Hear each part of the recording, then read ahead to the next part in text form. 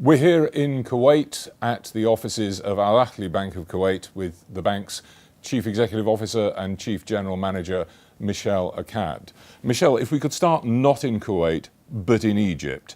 In 2015, you took over Piraeus Bank Egypt, rebranded it to Ahli Bank of Kuwait Egypt. That transformed this bank from a domestic player to a regional player. What are the next steps?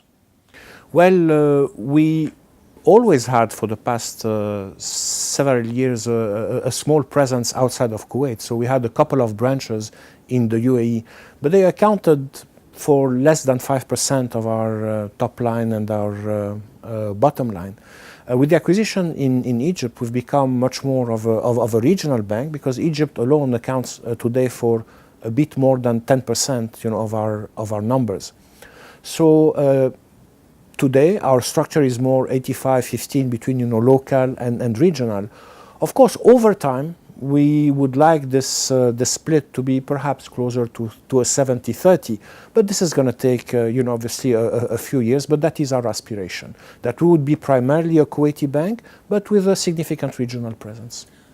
You talk about growing that regional presence and growing its importance as part of the bank's balance sheet.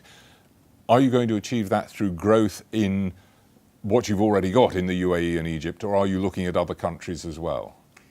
I don't think that in the relatively short term it's achievable on a purely organic basis. Now, obviously, the acquisition in Egypt will grow, or the bank in Egypt will grow faster than our operations in Kuwait.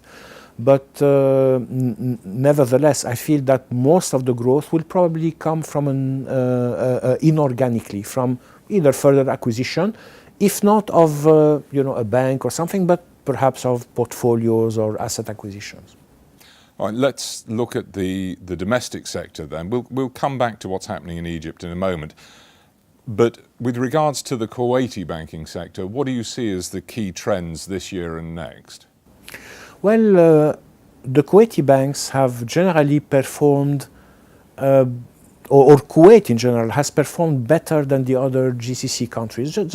That's simply due to their, let's say, greater fiscal discipline and their ability to sustain lower oil prices than many of the surrounding countries. So Kuwait is, at a slight advantage. So if Kuwait is at a slight advantage as a country, so are its banks. So as banks, we have been performing in Kuwait a bit better than elsewhere in the GCC. Nevertheless, the growth is obviously single digit, and there is no question that the slowdown or the reduction in oil prices has impacted the economy and obviously the banking system. Well, I'm going to take perhaps issue with what you said there, because back in August of 2017, Fitch Ratings commented, and I quote, that large asset liability mismatches remain among Kuwait's banks. Would you agree with that? And if you do agree with it, is it a cause for concern? I agree with that completely.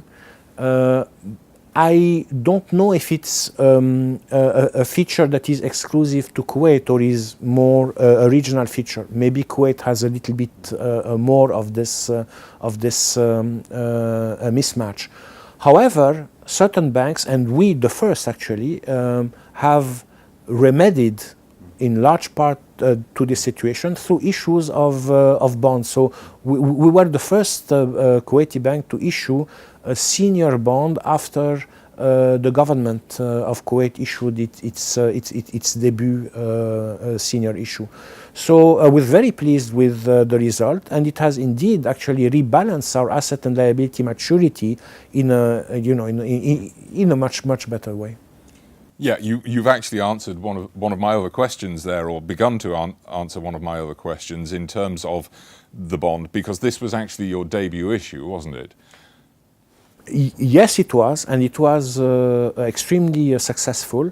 The international market, it was sold internationally in Western Europe, in Asia, and in the Middle East, and it was very well received. The pricing was extremely attractive. Now, you've got a number of issues still to tackle, not least changes in accounting practice. We have the proposed implementation of IFRS 9 in the financial sector as of the 1st of January 2018.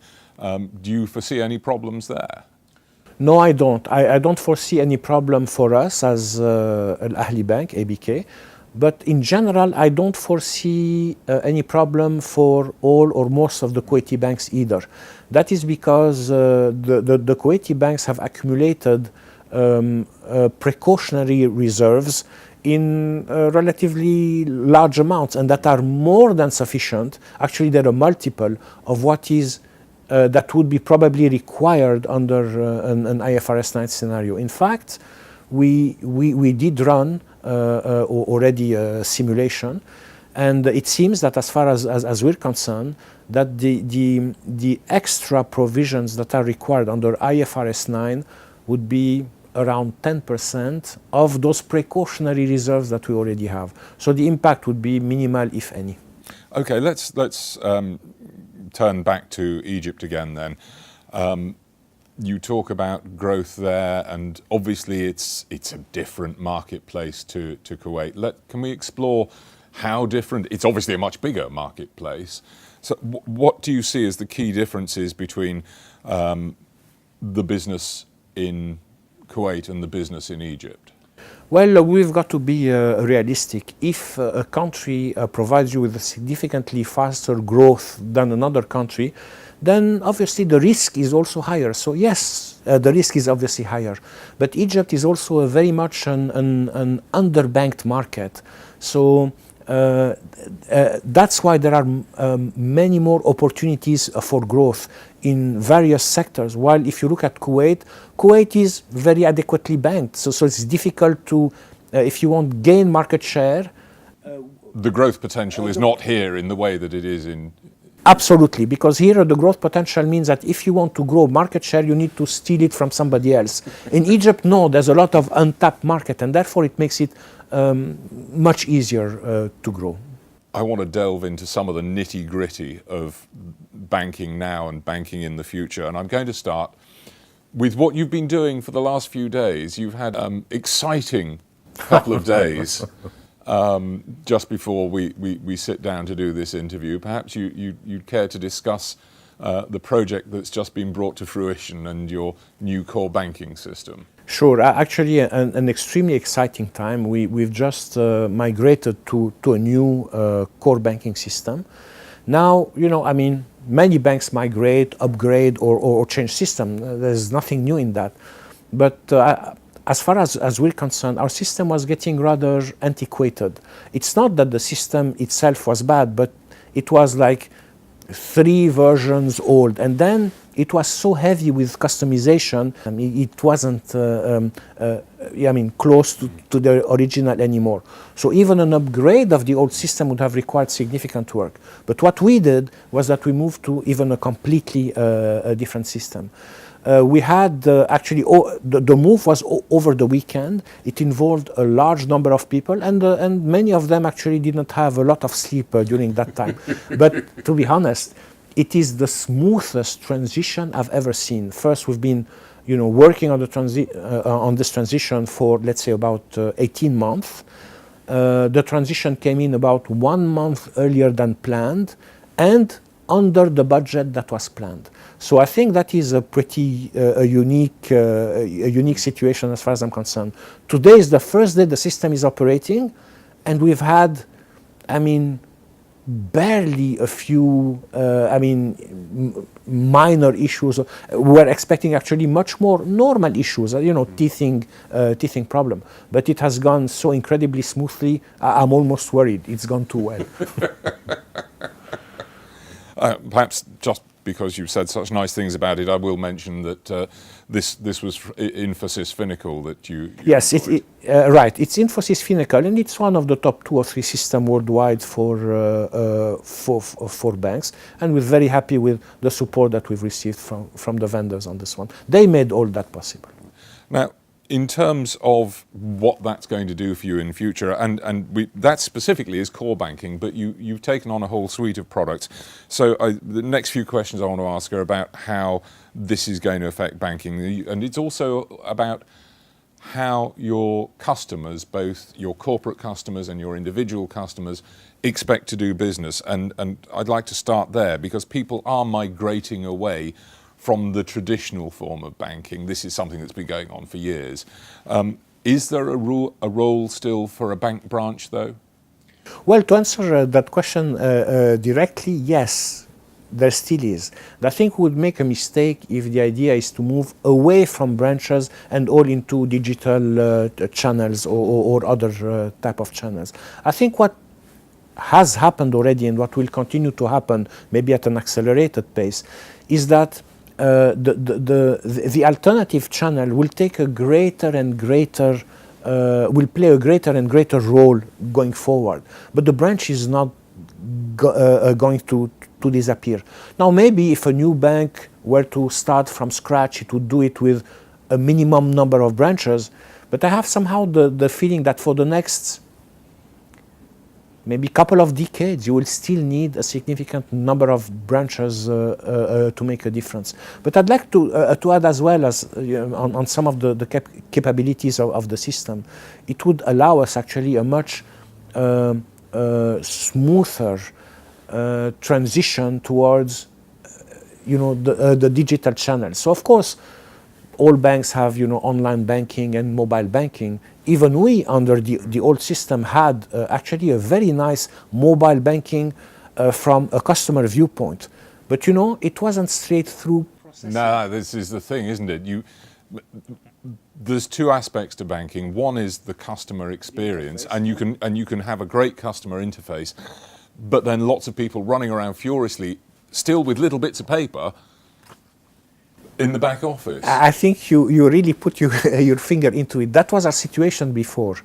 That people viewed our system, from a client perspective, wow, what a smooth system. But behind it, you had tens of people running around and inputting the transaction. Now it is really straight through. That's it. There's no more that sort of intervention. So that's actually almost revolutionary as far as we're concerned, of course. Well, in fact, one other banker, not in Kuwait, in another country completely, did cite to me, and I don't think it was original to him. In fact, he said it wasn't. But there is a saying going the rounds that banking is going to change more in the next 10 years than it has in the last 100. And I think a lot of that's to do not just with the customer interface and what the customer wants, but how the bank itself operates within its own four walls. Well, yes, but it doesn't only apply to banks. I think since the Industrial Revolution, it applies to everything else. I mean, think of mobile phone a few years back and today we can't live with them. I do think that, the next 10 years are going to see, in the banking system, you're right, much more changes than the previous 100.